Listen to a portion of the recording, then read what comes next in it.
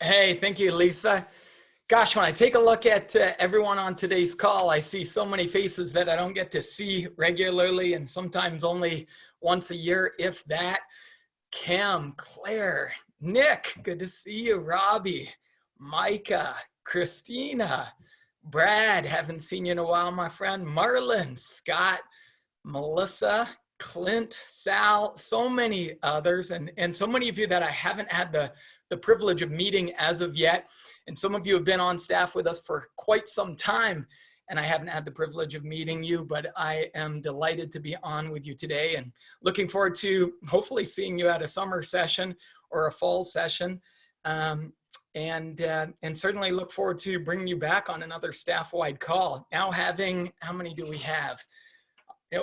Just under 140 on the call. This has just got me really excited. I think we're going to have to do this again, especially if TJ brings back the lightsabers again. Snaps to TJ, Sarita, and Sam for for getting us a little movement. We like to break up our calls with a little movement. And for those of you who haven't, maybe this is your first real interaction with PGC because you haven't worked with us previously, we're a little bit of a crazy bunch, and so we like to open with celebrations every staff meeting, every staff-wide call, to see the good in each other. And then we have commitment statements, which for those of you who are new, you'll have the opportunity to create your own commitment statement of what others can expect of you. And then we like to share updates on our monthly call. And then finally, after a little movement break, we have culture talk. And so for today's culture talk, I'd like to begin by reading something I heard pastor and leadership author Andy Stanley share. And Andy Stanley actually happens to be TJ and Sam's pastor at North Point Church. And he shared this: when the story of COVID-19 is just a story we tell, when the story of this virus is just a story we tell a year from now, 5 years from now, maybe even 10 years from now, here's the challenge for you, and here's the challenge for me. Let's make sure our stories are stories worth telling. And the decisions we make every single day between now and the end of this crisis will determine the stories we one day tell our children and grandchildren. We're writing this story with every single decision, every single minute of every single day. And as easy as it would be for us to retreat to fear doesn't necessarily preserve your life. To retreat to fear simply means we lose the opportunity of doing something extraordinary in this season of life. So my question to each one of you today is, how do you do something extraordinary in the midst of a crisis? And it's really simply this: you control the controllables. And there's many things none of us can control presently, things that are far beyond our control, even far beyond government's control. But the one thing we can control is living out our values. So the best way to position yourself to have a story worth telling years from now about this crazy time we're living through is to press into your values. And it's really easy to succumb to living outside your values in the midst of worry and fear and even panic all around us. But it takes focus and resolve to press in to your values. So my question for you is very simply this, and it's going to turn into an exercise for each of you to take a few moments to do. What are two values you hold dear that you want to press into during this time? What are two values? And maybe some of you haven't even thought that clearly about what values you hold dear, but what are two values? And I'm going to go ahead and screen share, and I'm going to put up a list of values that you could potentially press into. And so here they are. Lisa, just let me know if you can read these. Yes, I can see them. Okay, so I'm going to give you 15 or 20 seconds to read through this list. There are many more beyond these life values, but what are two that are deeply ingrained in you? They're not something that others have forced upon you or that your parents have told you you needed to adopt, but what are two that when you think of them in your life, they resonate with you, that you could press into in deeper ways through these challenging times? Go ahead and read through that list now.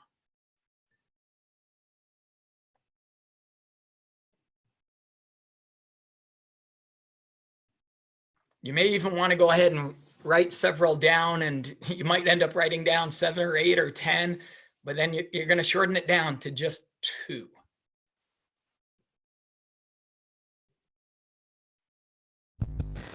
Mano, will you be able to share that list with us later?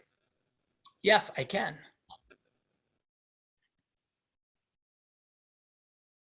In fact, there's lots of lists, as this isn't I could probably, if you look up life values and then just go to images, you'll see a ton of them for anyone who's interested in finding lists. There some are even longer than this, just not easy to share as this one was.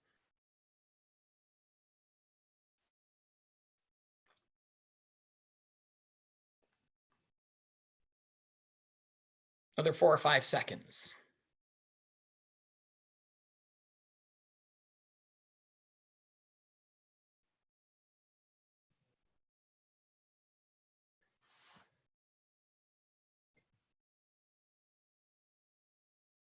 Lisa, have you had a chance to make it all the way through them? Yes. Okay.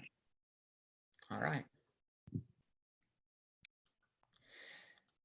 So with these values, it's not just a matter of what are the 2 values that you want to press into, but the question is, how can you press into them and live them out more deeply and more fully during this time with those around you? So to give you an example, 2 values that are near and dear to my heart that I have always held near and dear to my heart is, one is faith and the second is kindness.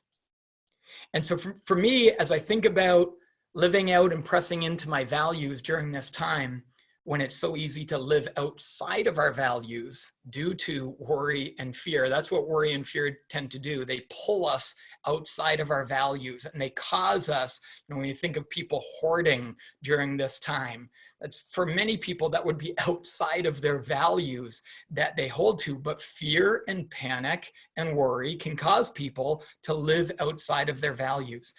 And so when we think of our 2 values and then think of what are 2 ways that you can press into those values. For me, faith, one that I came up with was to trust that all things are working for good.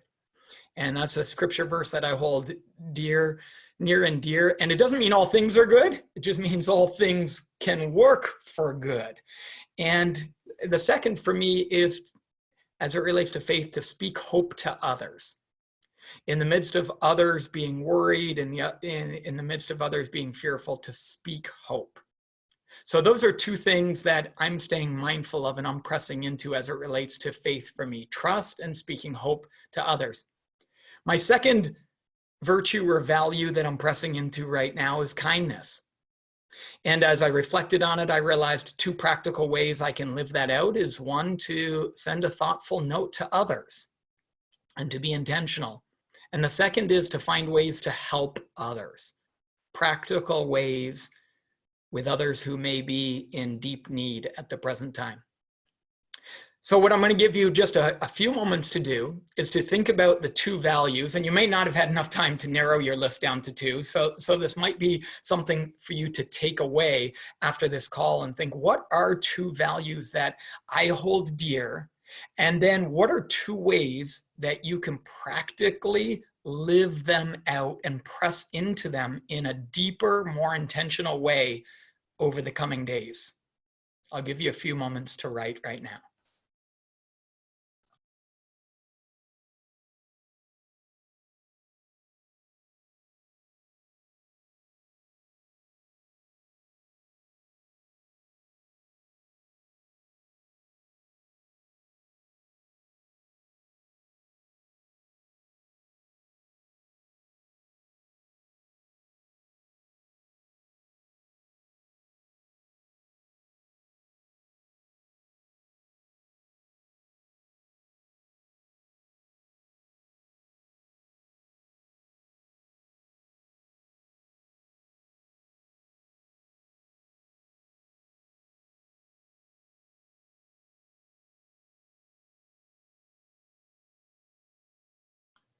And for those of you who are done and ready, at any point in time, would love it if some of you would consider sharing the 2 values that are near and dear that you want to press into during this time, and just dropping those 2 values into the chat box for others to be encouraged by.